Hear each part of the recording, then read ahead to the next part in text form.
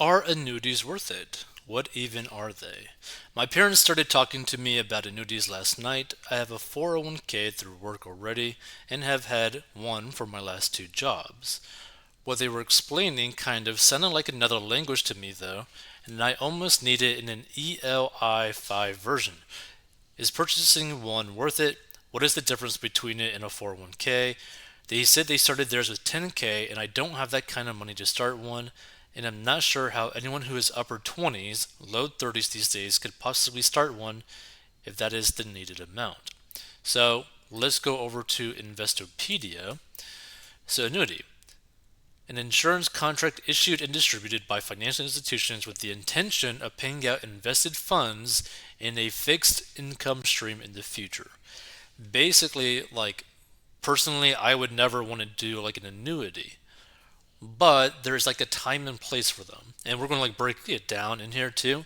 But, like, for example, before we get into it, let's say that I were to win the lottery just randomly, or you were to win the lottery randomly. I'm talking like not like 500 grand, I'm talking like multiple millions of dollars, right?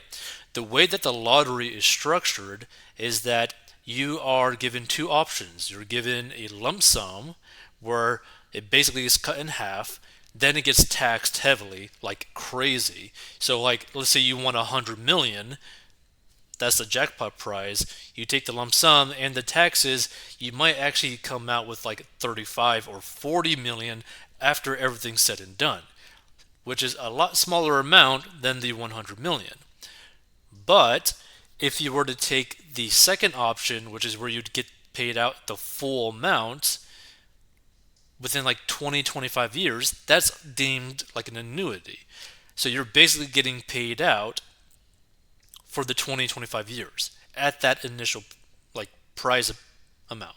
But you're getting taxed at whatever it is that you're getting paid per year, which might be, I don't know, like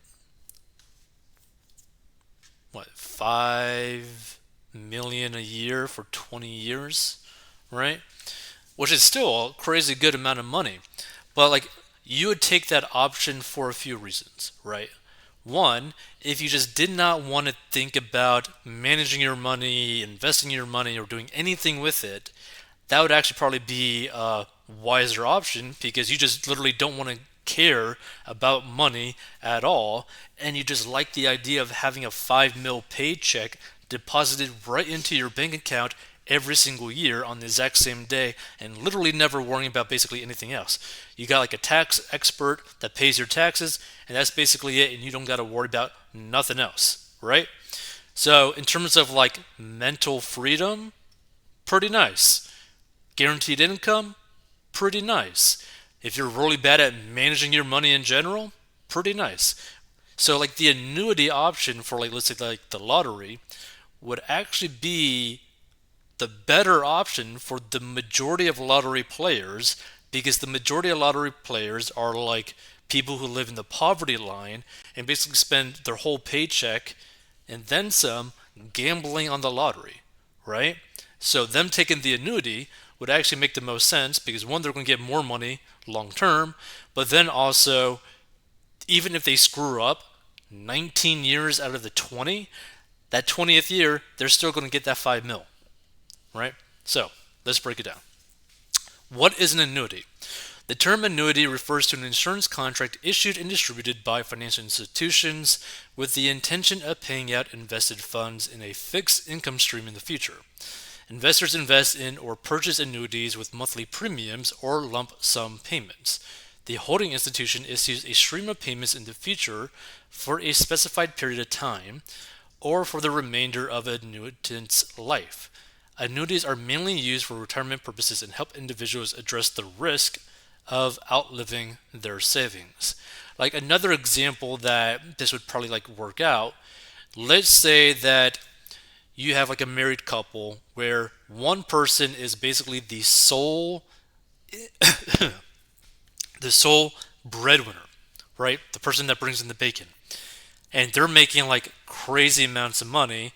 The other person is like a stay-at-home person or just doesn't basically make anything compared to the other one.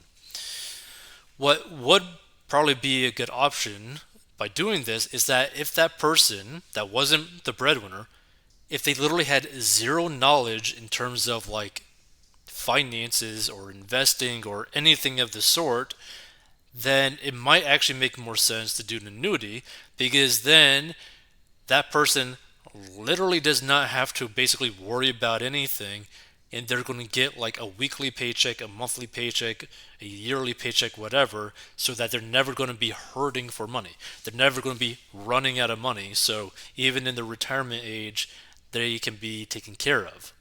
So it might be an option in that scenario too, right? Like annuity in general is not the best option, but in specific circumstances, it might be worth it.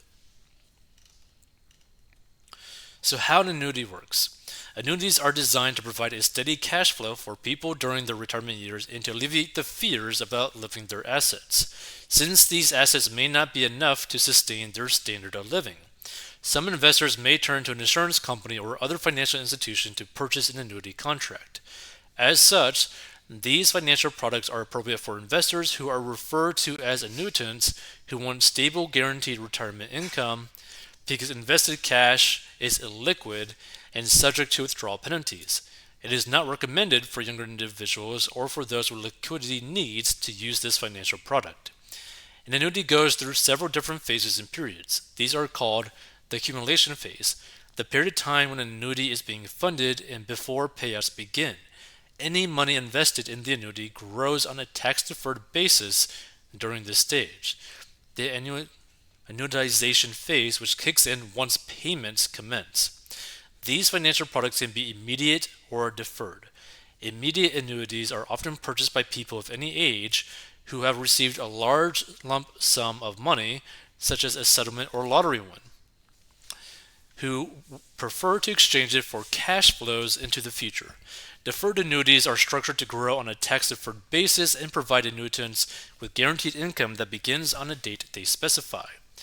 So annuity products are regulated by the Securities and Exchange Commission and the Financial Industry Regulatory Authority, FINRA. Agents or brokers selling annuities need to hold a state-issued life insurance license, blah, blah, blah, blah. So annuities usually have a surrender period. Annuitants cannot make withdrawals during this time, which may span several years, without paying a surrender charge or fee. Investors must consider their financial requirements during this time period. For example, if a major event requires significant amounts of cash, such as a wedding, then it might be a good idea to evaluate whether the investor can afford to make requisite annuity payments. Contracts also have an income rider that ensures a fixed income after the annuity kicks in. There are two questions that investors should ask when they consider income riders. At what age do they need the income? Depending on the duration of the annuity, the payment terms and interest rates may vary. What are the fees associated with the income rider? While there are some organizations that offer the income rider free of charge, most have fees associated with this service. And many insurance companies will allow recipients to withdraw up to 10% of their account value without paying a surrender fee.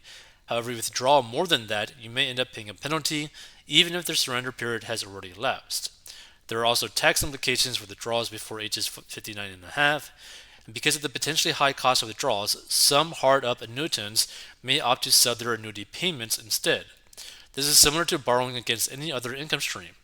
The annuitant receives a lump sum, and in exchange gives up their right to some or all of their future annuity payments. Individuals who invest in annuities cannot outlive their income stream, which hedges longevity risk, so long as the purchaser understands that they are trading a liquid lump sum for a guaranteed series of cash flows. The product is appropriate. Some purchasers hope to cash out an annuity in the future at a profit. However, this is not the intended use of the product. So, types of annuities. Annuities can be structured according to a wide array of details and factors, such as the duration of time that payments from the annuity can be guaranteed to continue. As mentioned above, annuities can be created so that payments continue so long as either the annuitant or their spouse, if survivor benefit is elected, is alive. Alternatively, annuities can be structured to pay out funds for a fixed amount of time, such as 20 years, regardless of how long the annuitant lives. The immediate and deferred annuities. Annuities can begin immediately upon deposit of a lump sum, or they can be structured as deferred benefits. The immediate payment annuity begins paying immediately after the annuitant deposits a lump sum. Deferred income annuities, on the other hand, don't begin paying out after the initial investment. Instead, the client specifies an age at which they would like to begin receiving payments from the insurance company. Depending on the type of annuity you choose, the annuity may or may not be able to recover some of the principal invested in the account. In the case of a straight lifetime payout, there is no refund of the principal. The payments simply continue until the beneficiary dies, and if the annuity is set for a fixed period of time, the recipient may be entitled to a refund of any remaining principal or their heirs if the annuitant has deceased. So, fixed and variable annuities can be structured generally as either fixed or variable. Fixed annuities provide regular periodic payments to the annuitant. Variable annuities allow the owner to receive larger future payments if investments of the annuity fund do well, and smaller payments if its investments do poorly, which provides for less stable cash flow than a fixed annuity, but allows the annuitant to reap the benefits of strong returns from their fund's investments. While variable annuities carry some market risk and the potential to lose principal, riders and features can be added to annuity contracts, usually for an extra cost. This allows them to function as a hybrid fixed variable annuity. Contract owners can benefit from upside portfolio potential while enjoying the protection of a guaranteed lifetime minimum withdrawal benefit if the portfolio drops in value. Other riders may be purchased to add a death benefit to the agreement or to accelerate payouts if the annuity holder is diagnosed with a terminal illness. The cost of living rider is another common rider that will adjust the annual base cash flows for inflation based on changes in the Consumer Price Index, the CPI. So, the criticism of annuities. One criticism of annuities is that they are illiquid. Deposits into annuity contracts are typically locked up for a period of time, known as the surrender period, where the annuitant would incur a penalty if all or part of that money were touched.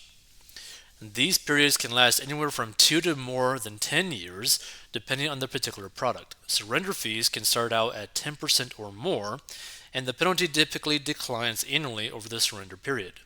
So, the annuities versus life insurance, which I think is pretty interesting. Life insurance companies and investment companies are the two primary types of financial institutions offering annuity products. For life insurance companies, annuities are a natural hedge for their insurance products. Life insurance is bought to deal with mortality risk, which is the risk of dying prematurely. Policyholders pay an annual premium to the insurance company that will pay out a lump sum upon their death. If the policyholder dies prematurely, the insurer pays out the death benefit at a net loss to the company. Actuarial science and claims experience allow these insurance companies to price their policies so that, on average, insurance purchasers will live long enough so that the insurer earns a profit. In many cases, the cash value inside of a permanent life insurance policies can be exchanged via 1035 exchange for an annuity product without any tax implications. Annuities, on the other hand, deal with longevity risk, or the risk of outliving one's assets. The risk to the issuer of the annuity is that annuity holders will survive to outlive their initial investment, and annuity issuers may hedge longevity risk by selling annuities to customers with a higher risk of premature death. So, the example of an annuity. A life insurance policy is an example of a fixed annuity in which an individual pays a fixed amount each month for a predetermined time period, typically 59.5 years, and receives a fixed income stream during their retirement years. So, an example of an immediate annuity is when an individual pays a single premium, say 200 grand, to an insurance company and receives monthly payments, say $5,000, for a fixed time period afterward. The payout amount for immediate annuities depends on market conditions and interest rates. Annuities can be a beneficial part of a retirement plan, but annuities are complex financial vehicles. Because of their complexity, many employers don't offer them as part of an employee's retirement portfolio.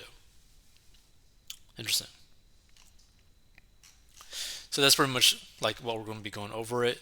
But again, like just keep it in mind as like the example, right? Like I feel like the lottery example is probably the best one, but there's also another one as well, right? So another reason why you might want to do like an annuity is, for example, let's say that you did get like an insurance payment because you got into like a massive accident that you're not at risk for, like you were not at fault for.